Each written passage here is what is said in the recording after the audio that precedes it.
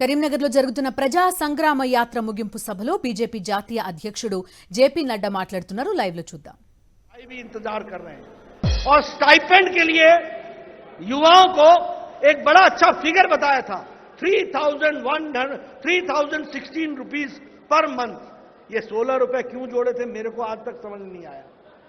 ये क्यों जोड़े थे मेरे समझ में नहीं आया। ऐसा लगता था जैसे एकदम जोड़ करके निकाला हो और 16 रुपए तेरे बनते हैं तो 3,016 रुपए हम तुमको देंगे।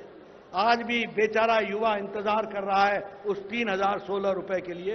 वह भी हमको ध्यान में रखना चाहिए। कहा था केजी से पीजी तक हम पढ़ाई करने की व्यवस्था करेंगे, उसका भी क्या किया वो भी आप सबके ध्यान में है। वेलनेस सेंटर्स का नाम बदल करके बस्ती दवाखाना कर दिया।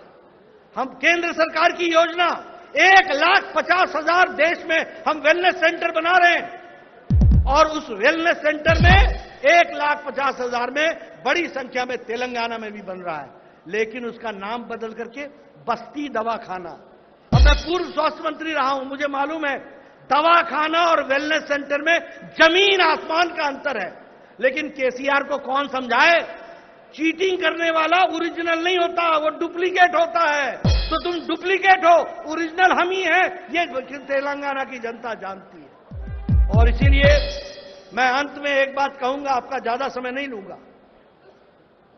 जो लोग चाहते हैं कि केसीआर की सरकार जाए, जो लोग चाहते हैं कि टीआरएस की भ्रष्टाचारी सरकार जाए, जो लोग चाहते हैं कि टीआरएस की दमनकारी सरकार जाए, जो लोग चाहते हैं कि टीआरएस का कुशासन वाली सरकार जाए, उनको यह याद रखना पड़ेगा कि केसीआर को कोई हटा सकता है तो वो भारतीय जनता पार्टी हटा सकती है।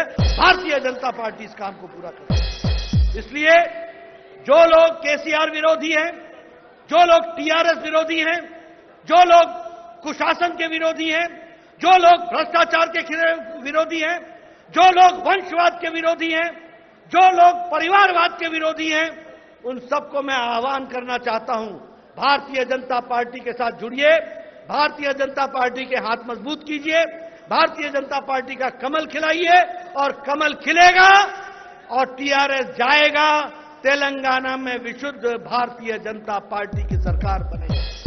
और मैं अंत में बतौर राष्ट्रीय अध्यक्ष बोलना चाहता हूं कि पद यात्रा बंद नहीं हुई है, पद यात्रा का एक फेज पूरा हुआ है। इसके बाद अगली यात्रा का हम फिर से घोषणा करेंगे और गांव-गांव जाएंगे, जन जन तक अपनी आवाज पहुंचाएंगे। और ये जो एटीएम वाली सरकार है ना, कालेश्वरम वाली, ये एटीएम की सरकार के एटीएम बदला जाएगा, ओरिजिनल एटीएम आएगा जो केंद्र सरकार जिस बात को कहेगी उसको यहां पूरा करेगा और धरती पर लगाने वाला काम करेगा। इस बात को हमको समझना होगा।